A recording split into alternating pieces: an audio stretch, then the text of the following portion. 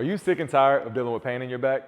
I'm about to show you the main reason you deal with this pain and how you can instantly alleviate it. Once your pain is gone, the next time your boss gets up and says, "Ugh, my back," shoot them this video. But remember this, when you coincidentally get a raise the next day, you were always gonna get that raise. You earned it. Unless you're really bad at your job, in which case, you're welcome. Now, before you can understand the fix to the pain, you have to understand what's causing it. The spine is made up of the vertebrae, spinal discs, and the spinal cord, which branches off into spinal nerve. This is what a healthy spine looks like. These spinal nerves exit the vertebrae through these tiny holes on the side known as intervertebral foramen. These holes don't have a lot of space around them, so you don't have a lot of wiggle room. And a lot of us, to no fault of our own, don't have that space. What happens is the vertebrae, or the discs between the vertebrae, push into that space, closing it, putting pressure onto that nerve. Now, as you can imagine, the nerve is very sensitive. It's not supposed to be touched. So, when your vertebrae begin to push against it, it causes a flaming sensation to go through your entire back. We call that a nerve impingement, and it's the root cause of back pain. When the vertebrae lightly presses against your spinal nerve, you have a very dull and mild pain. But when the vertebrae exert a lot of force onto that spinal nerve, the pain becomes excruciating, and it gets worse.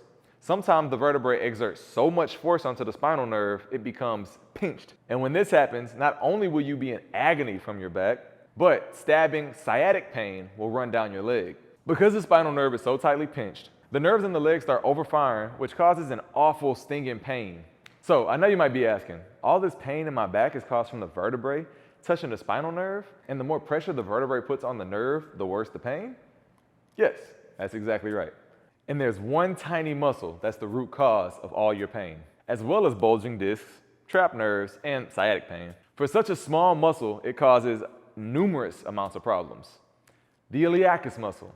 The iliacus muscle connects your pelvis to your femur, or the top of your legs. Whenever you walk, sit down, bend over, or do anything involving your back, your iliacus muscle is working hard, doing its job to support your spine. For most of human history, this hasn't been a problem.